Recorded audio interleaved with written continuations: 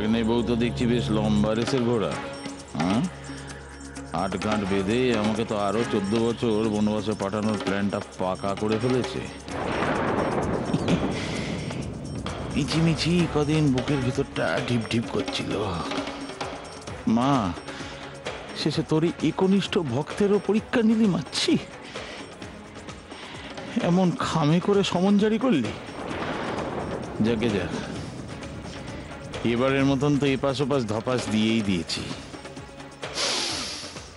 আমার মৃত্যুবান এখন আমারই হাতে। শুধু সময় মতন টিপ করে ভাগ্নের গায়ে ছুঁড়ে দিতে পারলেই, আর কে পায় না। আজ একেবারে নিশ্চিন্তে নাকে সর্ষের তেল দিয়ে ঘুমবো।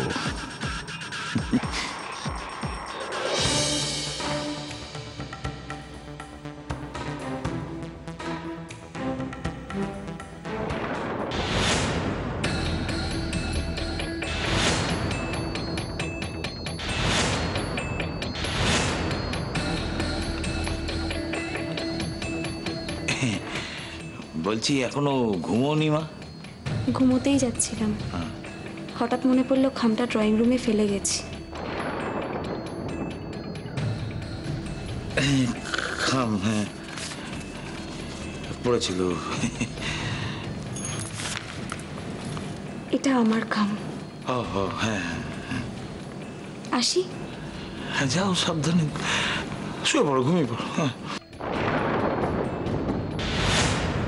এগিরে কাকা, এ তো দেখি দিনে দুপুরে ডাকাতি। এই খামটা গাঁট কাটা হয়ে গেলে তো আমার হাতে হাত করা পড়বে। আমার ভাগ্নির এত বড় খাজানা, এসব আর আমি ভোগ করবো কি করে? তাহলে আমারই তো ভোগ করার কথা। এখনো সিঁড়ি কাটতে পারলাম না, তার আগেই সোজা শ্রীঘর। আর তো এটা আমি হতে দিতে পারি না। ভাগ্নে বউয়ের কোর্টে যাওয়াটা কাল যে করেই হোক বন্ধ করতে হবে, যে করেই হোক। আর তারপর চন্দনের খেলা শুরু হবে। অপর্ণা দেবরায়ের যা হাল করেছি, মেয়েটাকে দেখছি তার থেকেও বেশি কড়কে দিতে হবে। কিন্তু কি করে বলো তোমার? দেখছি গঙ্গা জলে গঙ্গা পুজোটা সারতে হবে আমাকে।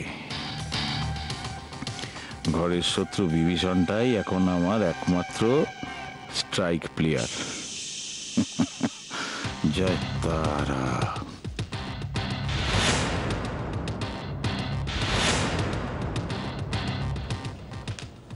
বাবা, এত রাত হয়ে গেল, ও বাড়ি থেকে তো কেউ ফোনও করলো না। তার মানে কি দিভাই এখনো ফেরেনি?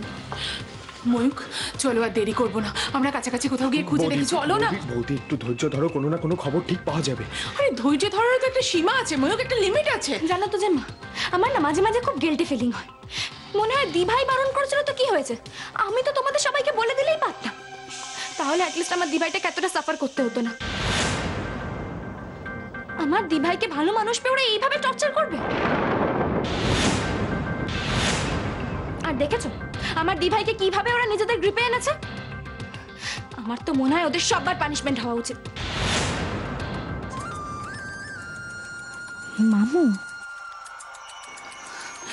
মেঘলা, দেখ না, আমার মনে হয় ও বাড়ি থেকে ফোন করেছে। আয়ুষী বোধহয় ফিরে এসেছে। না যে মা, আমার ফ্রেন্ড। আমি একটু কথা বলে আসি।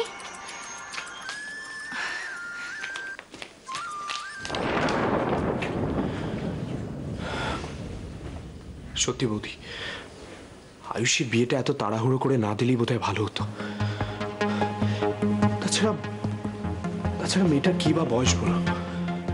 পুরনো যোগাযোগ, পুরনো পরিচিতি, ভালো ফ্যামিলি, এগুলো ম্যাটার করে, ডেফিনেটলি করে। কিন্তু মানুষের মনের মধ্যে কি আছে সেটা বুঝতে পারাটা জাস্ট ইম্পসিবল। ময়ূক, তুমি তো জানো যে আমি নিজেই বিয়েটায় রাজি ছিলাম না। তখন অবশ্য আয়ুষী আর অগ্নির বয়সের পার্থক্যটাই আমার কাছে সব থেকে বড় কারণ বলে মনে হয়েছিল, কিন্তু সেই কারণেও তো আমি বিয়েটাকে আটকে দিতে পারতাম বলো। তুমি মা রাজি ছিল, আয়ুষী নিজেও রাজি ছিল ময়ূক। অবশ্য ভাগ্য যদি চায় তখন মানুষের ইচ্ছে অনিচ্ছেগুলো না খুব গৌণ হয়ে যায়, জানো তো। তখন তুমি না চাইলেও সে কিন্তু তোমাকে ছাড়বে না। বিয়ের পরেও আমার মাঝে মাঝেই সন্দেহ হতো। আমি আয়ুষকে অনেকবার জিজ্ঞেস করেছি, কিন্তু এমন চুপচাপ মেয়েটা একটা কথাও বলেনি আমাকে। ময়ূক, আমার ভুলেই কি আয়ুষী জীবনটা তছনছ হয়ে গেল? ফাইলটা হাত থেকে নিয়ে নিল মানে? মামু, এটা আমাকে তোমার কাছ থেকে শুনতে হচ্ছে? This is now really ridiculous. আচ্ছা মামু, তুমি তুমি দিভাইকে ও বাড়িতে নিয়ে গেলে কেন? আরে অন্য কোথাও একটা আটকে রাখতে পারলে না? তুমি তুমি তো দেখছি পুরো প্ল্যানটাই ফ্লপ করে দেবে। আরে এমন চিলের মতন ছোমের হাত থেকে নিয়ে নিল, আমি আর কি। আর কাল কাল যদি ওটা দিভাই কোর্টে প্রসিড করে তখন? আরে সেই জন্যই তো তোমায় ফোনটা করা। কাল যে করেই হোক আয়ুষীর কোর্টে যাওয়াটা আটকাতে হবে। আর সেটা করতে হবে এই মেঘলা দেবরয়কে, তাই তো? কি বুদ্ধি তোমার! হয়ে যাবে।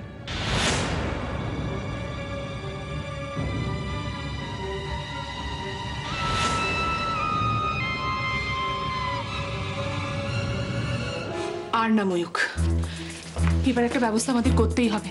তুমি বলো না, আজকের দিনে একটা মেয়ে শ্বশুরবাড়িতে পড়ে পড়ে রোজ মার খাবে, অত্যাচারিত। জেম্মা, দিভাই ফিরে গেছে। ফিরেছে? ময়ূক, আর দেরি করবো না, চলো এক্ষুনি আমরা একবার যাই।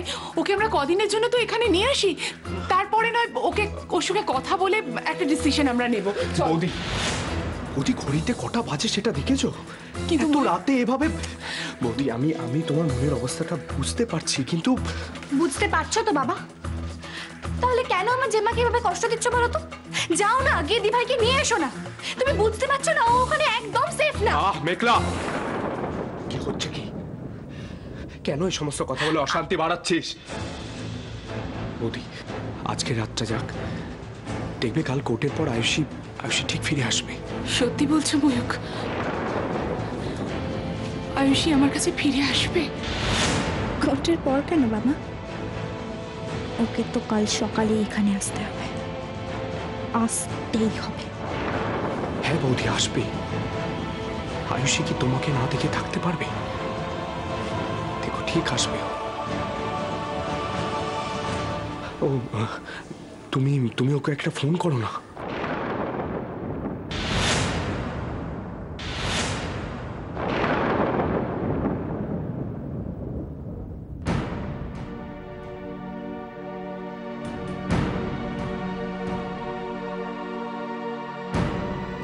এই তো অ্যাডমিশনের কাগজ। তার মানে ছোট মামার বিয়ের দিন অগ্নি নার্সিংহোমে গেছিল মুনমুনের মাকে অ্যাডমিট করতে। ওটি বন্ডে তো অগ্নির সাইন, কিন্তু সৌভিকতা সাইন না করে অগ্নি সাইন করলো কেন? তার মানে সৌভিকতা হয়তো এই সমস্ত কিছু থেকে নিজেকে আড়াল রাখতে চায়, কিন্তু নার্সিংহোম থেকে অগ্নির বেরোনোর টাইমটা কি করে জানা যাবে? এ কি কাকুমণি, এখানে তো কালি পড়লো কি করে? কখন গেছে আমি তো কিছুই বুঝতে পারছি না। সেই তো, অগ্নি নামের পরে তো কিছুই বোঝা যাচ্ছে না। নার্সিংহোম থেকেও তো ডেটাগুলো এক্সপ্লোর করা যাচ্ছে না। ভিজিটার্স বুকে কালি পড়ে গেছে। ওই লোকগুলোই বা কারা যারা আমার কাছ থেকে ফাইলটা ছিনিয়ে নিতে চাইছে? কে অগ্নির বিরুদ্ধে ষড়যন্ত্র করছে?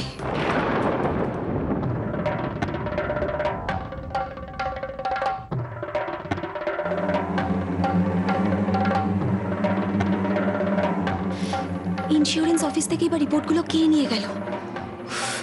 কিচ্ছু বুঝতে পারছি না।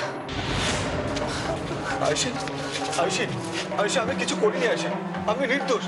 আমি পরে জানতে পেরেছি উনি তোমার বাবা ছিলেন, আর তাই তুমি চুপ করে আছো কেন? তোমার আমাকে বিশ্বাস হয় না? তোমার কি মনে হয় আমি এটা করতে পারি? আয়ুষী, আমি কিছু করিনি আয়ুষী।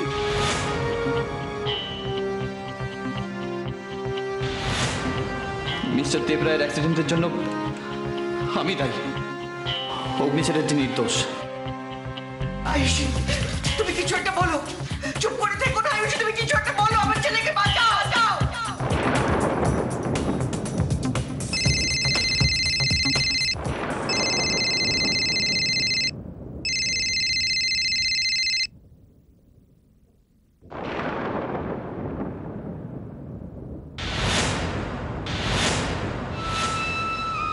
তো নয়, একেবারে বারাসাতের কালী ঠাকুর। আরে এমন বগল দাবা করে রেখেছে, খামটাকে উদ্ধার করে কার সাথ দিয়ে? মা, মাগো, এদিনও তুই দেখাবি মা? আমায় না আবার সেই সরকারি আস্তানায় ফিরে যেতে হয়? বাবা, তুমি কেন এত টেনশন করছো বলো তো? ও যেমন তোমার হাত থেকে ফাইলটা নিয়ে নিয়েছে, ঠিক সেরকম কিছু একটা করে তুমি ওর হাত থেকে ফাইলটা বাগিয়ে নাও। বাবা, টেনশন করার মতো এখনো কিছু হয়নি, গোটা রাতটা এখন বাকি আছে। হ্যাঁ, আর তোমার মাথা থেকে এরকম কোনো প্ল্যান বেরোবে না, সেটা অন্তত তোমার মেয়ে হয়ে আমাকে বিশ্বাস করতে বলো না প্লিজ। আরে বাবা, সে তো একেবারে যক্ষীর মতন পাহারা দিচ্ছে রে খামটাকে। বাবা, এটাই হচ্ছে খেলার আসল মজা। কখনো গেম তোমার হাতে, কখনো গেম ওর হাতে, আর আলটিমেটলি গেমটা আমরাই জিতছি, তাই নয় কি? বাবা, জানো তো আমার না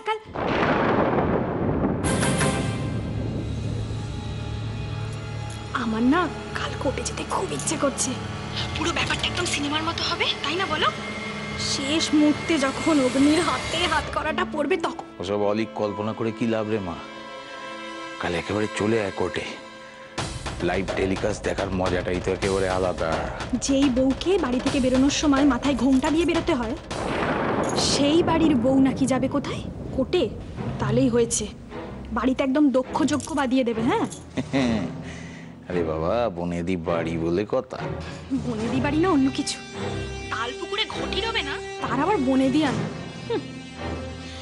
এই বাড়ি না তো যেন মনে হয় পাঠশালায় এসছি, সারাদিন শুধু নীতিজ্ঞানের বহর। এই করো না, ওই করো না, সহ্য। মাঝে মাঝে তো আমার মনে হয় দম বন্ধ হয়ে যাচ্ছে। যত তাড়াতাড়ি কাজ সারবি তত তাড়াতাড়ি তো ছুটি রে মা, বুঝেছিস? একবার মৈত্র বাড়ি ভেঙে মাল্টি স্টোরের তুলতে দে, তারপরে দেখ আমাদের পায়ে কে। দাঁড়াও, আগে কোর্টের প্রবলেমটা মিটুক।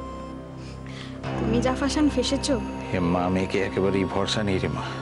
তার উপর গোদের ওপর বিস্ফোরা জুটেছে ওই কাকিমা, সে তো একাই খেলার ভুল পাল্টে দিতে ওস্তাদ।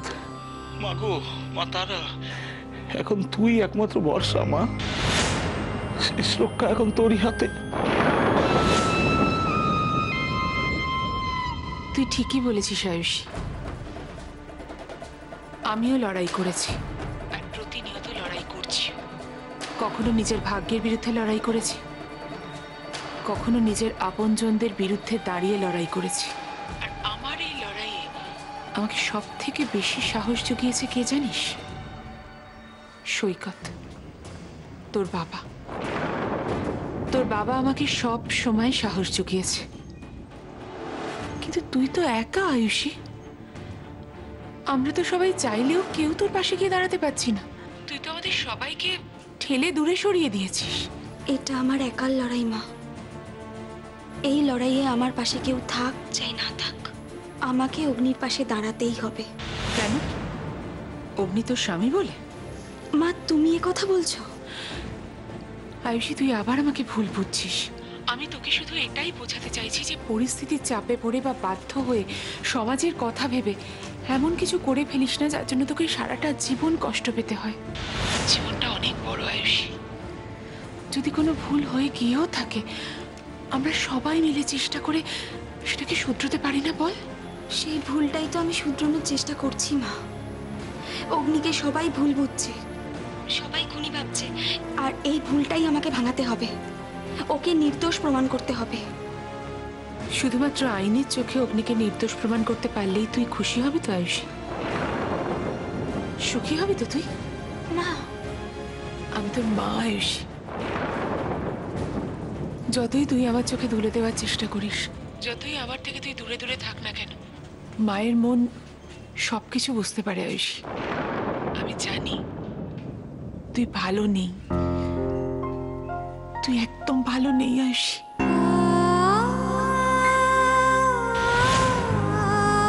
তুমি ভুল করছো মা।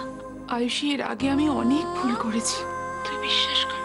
অগ্নি সত্যি সত্যি দোষী না নির্দোষ তাতে এখন আর আমার কিচ্ছু আসে যায় না, কারণ সৈকতের যেটা হবার সেটা তো হয়ে গেছে বল। এখন আমার কাছে সব থেকে গুরুত্বপূর্ণ হলি তুই। তোর ভালো থাকা, তোর সুখে থাকা, এর থেকে বড় চাওয়া আমার কাছে আর কিচ্ছু নেই আয়ুষী। আমি চোখ বন্ধ করে অগ্নির সমস্ত দোষ ক্ষমা করে দিতে পারতাম যদি জানতাম যে ও তোকে ভালোবাসে, ও তোকে সুখে রেখেছে। কিন্তু সত্যিটা তো এই আয়ুষী, ও তোকে ভালোবাসে না। ও যদি সত্যিই তোকে ভালোবাসতো তাহলে বিয়ের পর থেকে তোর সঙ্গে ও যে যে ব্যবহার করেছে সেগুলো তো করতে পারতো না। এটা সত্যি আয়ুষী, অগ্নি তোকে ভালোবাসে না।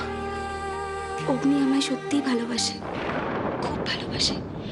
আসলে ও এমন একটা অভিযোগের দায় বহন করে বেড়াচ্ছে যে ওর মধ্যে সব ভালোটা চাপা পড়ে গেছে। তুমি আমায় আশীর্বাদ করো মা, আমি যেন অগ্নির এই কঠিন সময় ওর যোগ্য সহধর্মিণী হিসেবে ওর পাশে দাঁড়াতে পারি। তাহলে মেঘলা যা বলল সেগুলো কি সত্যি নয়? ও দিনের পর দিন আমার দিভাইয়ের সঙ্গে মিসবিহেভ করতো। আর শুধু এটাই না, একদিন তো আমার দিভাইয়ের গায়ে হাত পর্যন্ত তুলেছিল। আর আমি নিজের চোখে যা দেখলাম তাও ভুল। দিদি, আমি না হঠাৎ করে এসে আপনাকে খুব ব্যস্ত করে দিয়েছি। আমি না হয় নিজেই ওপরে গিয়ে, নাকি দেখাশোনার বাইরে অন্য কোনো সত্যি আছে যার নাগাল হয়তো আয়ুষী পেয়েছে? কি হলো মা, চুপ করে আছো কেন? আশীর্বাদ করবে না আমায়? জানি না আয়ুষী, আমার সবসময় খুব ভয় করে। আসলে তোর বাবাকে তো হারিয়েই ফেলেছি, এখন যদি তোরও কিছু হয়ে যায় তাহলে। আমার কিচ্ছু হবে না মা, আমি তো তোমারই মেয়ে। লড়াই করার কৌশল তো আমি তোমার কাছ থেকেই শিখেছি। তোমার জীবনই তো আমায় শিখিয়েছে যে আমাদের বারবার অগ্নি পরীক্ষার সামনে দাঁড়াতে হবে আর বারবার জয়ী হয়ে ফিরতে হবে। আর তো শুধু আজকের দিনটা, কাল একবার কোর্টে প্রমাণ হোক অগ্নি নির্দোষ, দেখবে তোমার সব ভুল ধারণা ভেঙে গেছে, সব দ্বিধা দ্বন্দ্ব কেটে গেছে। তারপরে তুই আমার কাছে ফিরে আসবি তো আয়ুষী? আসবো মা, তোমাকে আর বেশি দিন অপেক্ষা করে থাকতে হবে না। দেখো, অগ্নিকে নিয়ে খুব তাড়াতাড়ি আমি তোমার সামনে গিয়ে দাঁড়াবো। তুই সত্যি বলছিস? তুই আসবি? আসবো মা।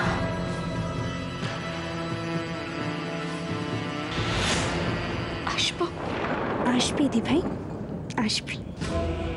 তোকে তো কালই আসতে হবে, কিন্তু তারপর আর ফিরে যেতে পারবি তো তুই? এ বাড়িতে ঢোকাটা তো তোর হাতে, আর এ বাড়ি থেকে বেরোনোটা